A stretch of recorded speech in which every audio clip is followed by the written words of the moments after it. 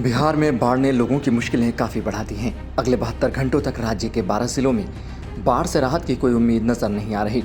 सितंबर माह का पहला पखवाड़ा बीतने के बाद नदियों में ऐसा सैलाब पहले कभी नहीं देखा गया।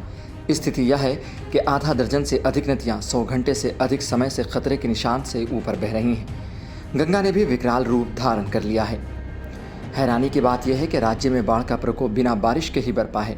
यहाँ अब तक 27% कम बारिश दर्ज की गई है। नेपाल, उत्तर प्रदेश, मध्य प्रदेश, छत्तीसगढ़, झारखंड में बारिश के कारण उत्तर बिहार के साथ साथ दक्षिण बिहार की नदियों में भारी बाढ़ आ गई है।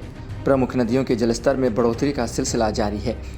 नदियों में बाढ़ के कारण फरक्का बैराज के साथ साथ इंद्रपुरी और वीरपुर बैराज के सभी गेट खोल दिए गए हैं। गंगा के अलावा कोसी, बूढ़ी गंडक, घाघरा, पुनपुन और सोन नदियों का जलस्तर लगातार खतरे के निशान से ऊपर पहुंच गया है।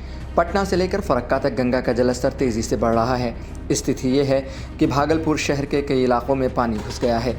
सबौर, कहलगांव, NH-80 पर घोषपुर के पास पानी बह रहा है। इस बीच शनिवार को राज्य के नए इलाकों में पानी फैलने से बाढ़ पीड़ितों की संख्या बढ़ गई। 12 जिलों के 61 ब्लॉकों की 327 ग्राम पंचायतों के लोगों पर स्थानांतरण का खतरा मंडरा रहा है। हालात को देखते हुए नीतीश सरकार ने राहत और बचाव कार्य तेज कर दिया है। निचले इलाकों में फंसे लोगों को निकालने के लिए NDRF और SDRF की मदद ली जा रही है। परिवहन के लिए 1280 नावों का परिचालन किया जा रहा है। चिकित्सा सहायता के लिए 18 नाव एम्बुलेंस संचालित की जा रही हैं। बाढ़ पीड़ितों के बीच अब तक 57,500 पॉलीथीन शीट, 11,000 सूखे राशन के पैकेट बांटे जा चुके हैं। विभिन्न जिलों में 8 राहत शिविर और 125 सामुदायिक आउटरीच केंद्र चलाए जा रहे हैं। मुख्यमंत्री नीतीश कुमार ने बाढ़ पीड़ितों को पूरी सहायता देने का निर्देश दिया है।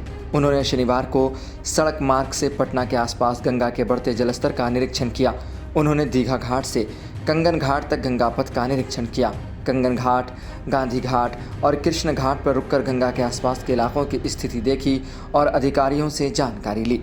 नीतीश कुमार ने पटना के DM को गंगा के किनारे के इलाकों में बढ़ते जलस्तर को देखते हुए सतर्क रहने और सभी तैयारियां रखने का निर्देश दिया है।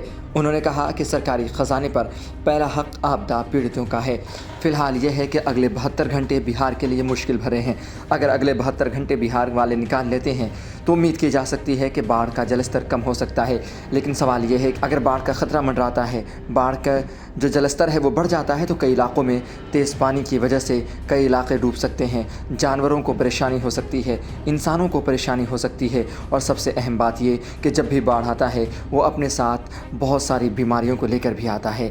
फिलहाल नीतीश कुमार की सरकार इस पर काम कर रही है कि लोगों को अच्छी सुविधा दी जाए, लेकिन सवाल यही है कि अगले 72 घंटे कैसे गुजारे जाएंगे। फिलहाल 72 घंटों के बाद ही पता लग पाएगा कि क्या हाल होता है। लेकिन आप ऐसी ही खबरों के लिए देखते रहें सहारा समय का समय डिजिटल।